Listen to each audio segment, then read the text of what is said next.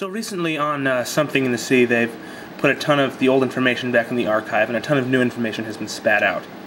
Although some of it is stuff that I've already showed, but that I'd like to go over again because there's more information. There's this thing here. This is called the Bellman's chart, as Lutwidge described it. And I was telling you in my other video about how I thought that this chart represented the various spots in the jewelry box that are described.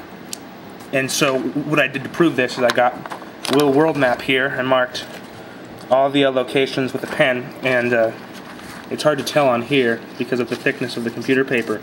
When you pull it up kind of like this, they mark up almost exactly. The map that I have is a little bit bigger than the other one, but were at the same size, they would basically be point for point.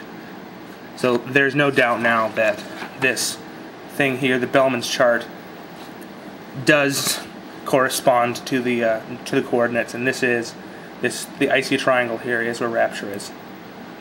And Meltzer's found out what the Bellman's chart means. Once again, we're drawn back to Lewis Carroll in his book, The Hunting of the Snark, in which all the crew of a ship have this chart called the Bellman's chart, which you can see right here, and like Lutwidge's, it's blank. And this and Carroll, as usual, has been a constant with all of Lutwidge's things. Like for instance, we've recently learned in an audio message that one of Carroll's friends, who was a little girl, her name was Liddell, and which is another one of Lutwidge's pseudonyms. So we're still on the right track.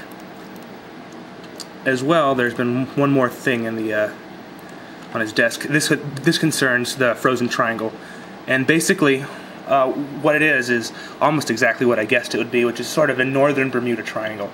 It's up there near, you know, Greenland and Iceland, and this book, I don't know if this is actually real in the real world, but in the world of Bioshock, it says that tons of ships and stuff have disappeared up in this frozen triangle, they call it, and here's some incidents about what people, you know, see up there.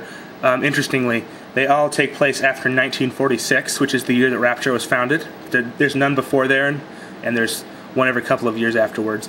The most interesting one is in 1955, this one here, which is the report of a phantom lighthouse out in the ocean, which, as we all know, is the lighthouse entrance to Rapture.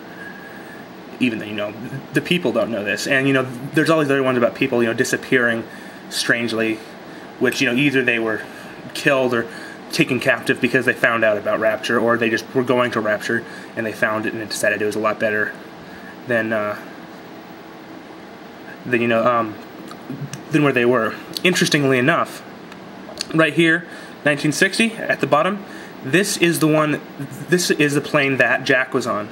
Transatlantic jet DF-0301 vanishes, all crew and 89 passengers. International search efforts fail. So that is that's the plane that Jack was on. So we definitely know that this frozen triangle is where we're looking for.